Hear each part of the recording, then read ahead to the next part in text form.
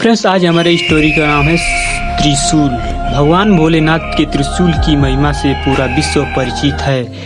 यह कहानी आपको शिव के त्रिशूल की शक्तियों से अवगत कराएगी। तो चलिए स्टार्ट करते हैं। एक बहुत ही पुराना गांव था जहां बहुत से प्राचीन खंडहर बने थे और इन खंडहरों में कई वर्षों से पुरातत्व वैज्ञानिक रिसर्च के लिए आया करते थे। वैज्ञानिकों को इस गांव से हिंदू संस्कृति से जुड़ी हुई कई प्राचीन वस्तुएं प्राप्त हुई थी, इसलिए यह गांव बहुत ही प्राचीन हिंदू सभ्यताओं की खोज के केंद्र के रूप में जाना जाता है। लेकिन उनकी खोज अभी तक अधूरी थी क्योंकि वह धार्मिक ग्रंथों में बताए गए अस्त्र शस्त्रों की खोज में लगे हुए थे। एक बार उसी गांव के मैदान में बच्चे फुटबॉल खेल रहे थे। अचानक उनकी फुटबॉल एक गड्ढे में के अंदर चली जाती है। गड्ढा काफी गहरा था, इसलिए बच्चों की हिम्मत उस गड्ढे के अंदर जाने की नहीं हो रही थी। तभी गांव में एक फेरी वाला कपड़े बेचते आता है। बच्चे उसे रोक लेते हैं और उसे अपनी फुटबॉल निकालने की जिद करने लगते हैं। फेरी वाले बच्चों की जिद मानकर गड्ढे के अंदर घुस जाता है।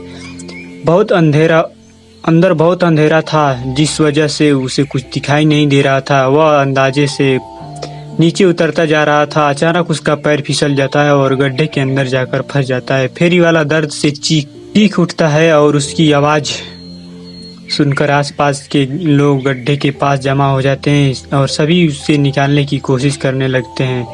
फेरी वाला किसी चीज से अटक गया था और उसके पैर की हड्डी टूट चुकी थी, जिसके कारण वह खड़ा नहीं हो पा रहा था। उसे निकालने के लिए सरकारी बचाव दल को बुलाया जाता है। बचाव दल के अधिकारी इलेक्ट्रिकल गैजेट के साथ गड्ढे के अंदर प्रवेश करता है। उसके पास तेज रोशनी वाली टॉर्च होती है जिससे वह गड्ढे के अंदर सभी चीजों को साफ साफ देख रहा था। वह जितने नीचे उतरते जा रहा था उतने ही सांस लेने में परेशानी हो रही थी। जैसे ही वह फेरी वाला के पास करीब पहुंचता है, फेरी वाला एक बहुत बड़े लोहे के स्तंभ में फंसा होता है। अधिकारी उसे बड़ी मुश्किलों से रेस्क्यू करके गड्ढे से बाहर निकालता है, लेकिन गड्ढे के अंदर लोहे का स्तंभ उसे विचलित कर देती है क्योंकि गड्ढे के आसपास कोई घर नहीं था। फिर इतना बड़ा लोहा कहाँ से आया? वह लोहे को बाहर निकालने का फैसला करते हैं, लेकिन यह क्षेत्र पुरातत्व विभाग के अंदर आता है, इसलिए यहाँ उपस्थित किसी भी खनिज को बिना अनुमति के नहीं निकाल लिया जा सकता।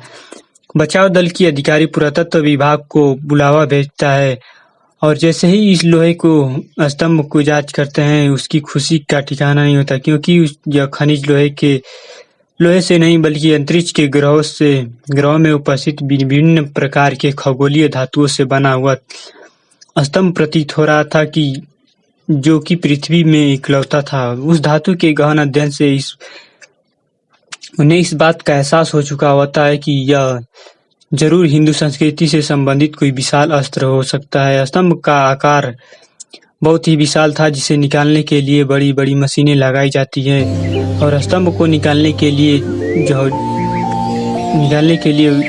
कार्य शुरू हो जाती है। उस गड्ढे के आसपास हजारों की तादाद में लोग जमा हो जाते हैं। सभी उत्सुकता से गड्ढे की तरफ देख रहे थे।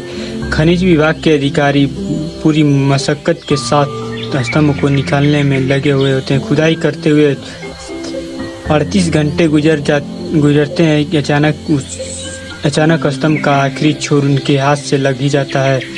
जैसे ही हाइड्रोलिक मशीन का सहायता से स्तंभ को बाहर खींचा जाता है, वहां उपस्थित लोग जय भोलेनाथ के नारे लगाने लगते हैं क्योंकि यह स्तंभ भोलेनाथ के त्रिशूल की तरह प्रतीत हो रहा था। उस चीज की पुष्टि पुरातत्व वैज्ञानिकों के द्वारा की जाती है।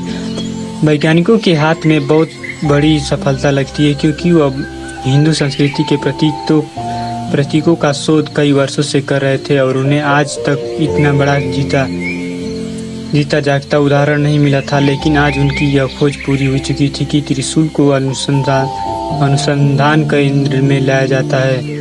त्रिशूल मिलने की खबर पूरे विश्व में जिज्ञासा पैदा हो चुकी होती है। सभी जानना चाहते थे कि त्रिशूल वाकई भोलेनाथ का है या कोई सामान्य ढांचा है।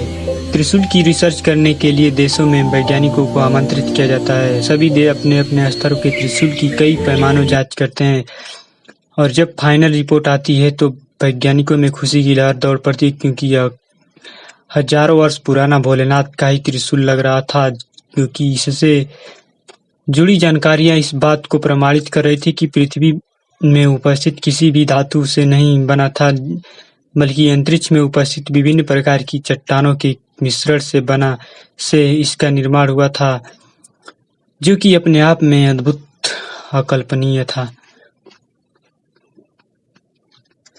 वैज्ञानिकों की त्रिशूल मिलने की खुशियां मना रहे थे। अचानक प्रकृति वातावरण बदलने लगता है, जिसके गर्मी के मौसम के चारों तरफ जोरदार बारिश प्रारंभ हो जाती है। मौसम विभाग की जानकारी के अनुसार वर्षा अनिश्चित कारणों की वजह से प्रारंभ हुई थी, जिसके बारे में मौसम विभाग की कोई जानकारी नहीं लग रहा था।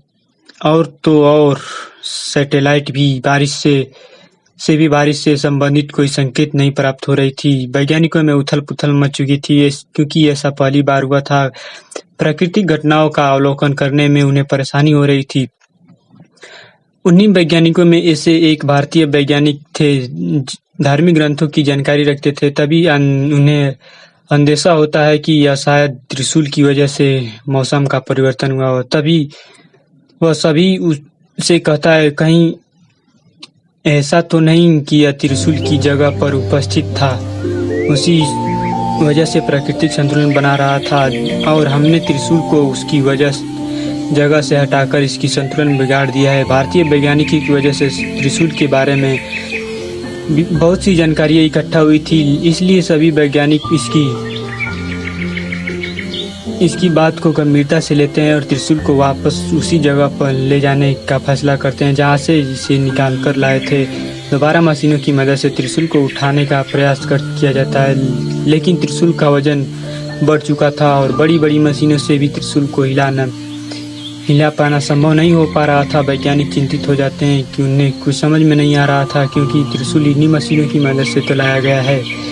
अब वह मशीन हिलने का नाम ही नहीं ले रहा है। तभी भारतीय वैज्ञानिक सलाह देते हुए कहता है, त्रिशूल शक्ति का प्रतीक है और इसे यहाँ से हटाने के लिए भगवान भोलेनाथ का आह्वान करना होगा। तभी शायद भोलेनाथ हमारी पुकार सुनेंगे, शिव पूजा को संपन्न करेंगे। एक पुरोहित बुलाए जाते हैं जो भोलेनाथ की संपूर्ण पूजा की विधि का आयोजन करते हैं। इसी दौरान त्रिशूल अपने आप हिलने लगता है।